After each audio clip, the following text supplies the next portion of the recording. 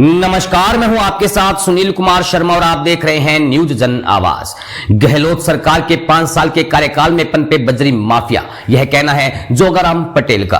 पूर्व सीएम और नेता प्रतिपक्ष के आरोपों पर संसदीय कार्य मंत्री का पलटवार। जोधपुर से राजस्थान स्टेट हेड चित्रेश बोहरा की राजनैतिक रिपोर्ट।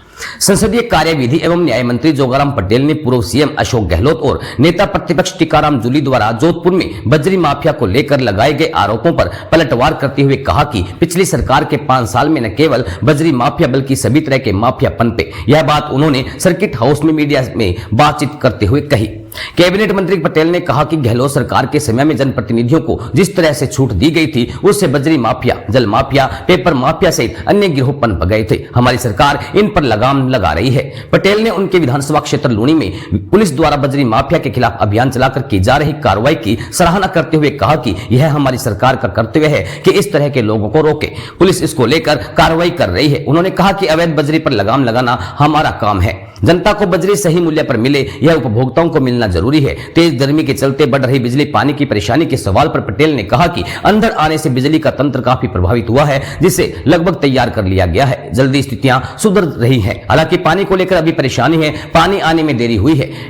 कंटीजेंसी प्लान बनाया है, जनता की आवश्यकता के अनुसार जलापूर्ति करेंगे। टैंकर भी लगाए जा रहे हैं। सीएम खुद लगातार वीसी लेकर जिला प्रशासन को इसके लिए निर्देश कर रहे हैं। इसकी मॉनिटरिंग की जा रही है। गहलोत और जूली ने लगाए थे ये आरोप। कानून मंत्री जोगाराम पटेल के विधानसभा क्षेत्र लूनी में अवैध बजरी का परिवहन रोकने वाले पुलिसकर्मी सुनील खिलेरी की हत्या को लेकर पूर्व सीएम अशोक गहलोत ने एक्स पर आरोप लगाया था कि यह हत्या राजस्थान में विफल हो रही कानून व्यवस्था का उदाहरण है। ऐसा लगता है कि पुलिस प्रशासन और सरकार इन माफिया के आगे कमजोर है। वहीं नेता प्रतिपक्ष टीकाराम जूली ने भी एक्स पर जोधपुर में पुलिसकर्मी की हत्या और अवैध खनन को लेकर सरकार को घेरते हुए लिखा था कि कैसे खनन माफिया बेखौफ है, सरकार मौन है, प्रशासन की चुप्पी बता रही है कि माफियाओं को किसका संरक्षण है। राजस्थान स्टेट हेड चित्रेश बोहरा की रिपोर्ट के साथ देखते रहिए न्यूज जन आवाज।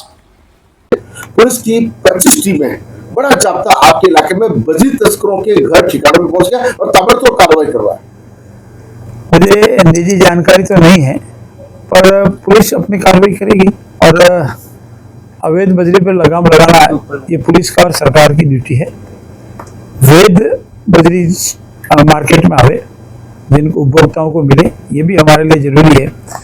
अनावश्यक बजरी का पैसा उपभोक्ताओं को नहीं लगे, ये भी जरूरी है। लेकिन बजरी के नाम पर अवैध धंधा करना ये किसी भी रूप में ठीक नहीं है। और अगर पुलिस ने कार्रवाई की है तो ठीक है। वो हमारा भी मानना है कि अवैध बजरी माफियाओं के खिलाफ पुलिस को कार्रवाई करनी चाहिए और सख्त कार्रवाई करनी चाहिए। राजस्थान जो महाराणा प्रताप के लिए जाना जाता है, आज की जयंती है, क्या संदेश है? देखिए, इतिहास में इतना त्याग, तपस्या और मातृभूमि के समर्पण का उदाहरण और नहीं मिलेगा। जिन्होंने अपने परिवार को, अपने स्वयं को पूरी किसी भी झंझटों में जलते हुए भी मातृभूमि के लिए हमेशा रक्षा करने का प्रण लिया और अपने सामने घास की रोटी जो बिलावड़ा ले गया, बच्चा रोने लगा, उस परिस्थिति में भी उन्होंने मातृभूमि को महत्व दिया। मैं उनके त्याग, तपस्या और शौर्य को नमन करता हूं और हम सब उनसे शिक्षा लें और मातृभूमि की रक्षा के लिए हमेशा समर्पित रहें और ये भाव पैदा करें कि हमारे लिए मातृभूमि सर्वोपरि है, हमारे लिए राष्ट्र ही सर्वप्रथम है और राष्ट्र के बाद हम सब कुछ है।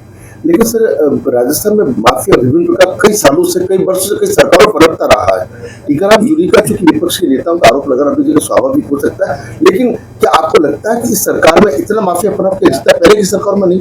देखिए, मैं आदरणीय टीकाराम जी जूली और आदरणीय पूर्व मुख्यमंत्री अशोक गहलोत जी के ट्वीट को ध्यान में रखते हुए आपसे निवेदन कर रहा हूँ कि जिन्होंने इन माफियाओं को पनपाया, 5 साल तक इनको खुली छूट दी, चाहे नकल माफिया, चाहे बजरी माफिया, चाहे भू माफिया, चाहे जल माफिया, चाहे नकल गिरोह के माफिया और अनेक तरह के माफियाओं को पनपाया और उन्होंने हर विधानसभा में वहाँ के जनप्रतिनिधियों को भी खुली छूट दे दी और उसी का परिणाम है कि इन माफियाओं को लगाम लगाने के लिए हमको काफी जोर पड़ रहा है।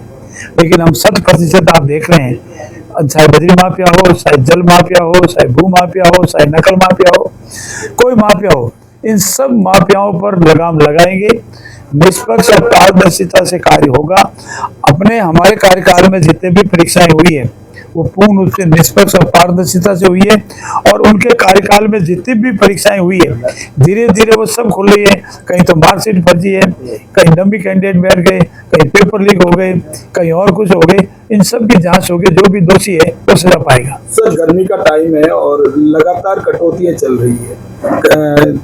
हालांकि जो हवा का वेग था उसके खंभे टूटे, लेकिन फिर भी बहुत ज्यादा कटौती हो रही है, लोग परेशान हो रहे हैं, धरने प्रदर्शन। ये आपकी बात सही है।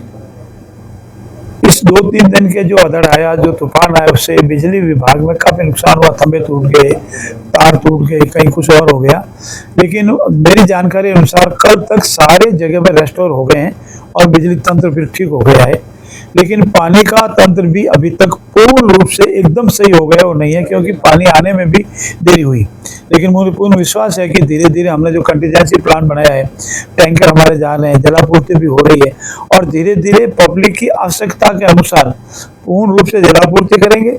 और कहीं कोई तकलीफ नहीं आएगी, जहाँ कोई जरूरत पड़ जाएगी टैंकर के मार्फत भी व्यवस्था करेंगे, लेकिन पब्लिक को उसकी आवश्यकता के अनुसार पेयजल उपलब्ध कराएंगे। ये हमारा संकल्प है। हमारे यशस्वी मुख्यमंत्री भजनलाल जी ने भी बार बार विषय लेकर के कलेक्टर को इसमें निर्देशित किया है। हम सबको भी निर्देशित किया है कि अपने अपने क्षेत्रों में सतर्क रहें, प्रशासन की सहायता करें, प्रशासन को सतर्क करें और मॉनिटरिंग करें कि पेयजल को लेकर या बिजली लेकर जनता में कोई परेशानी नहीं हो।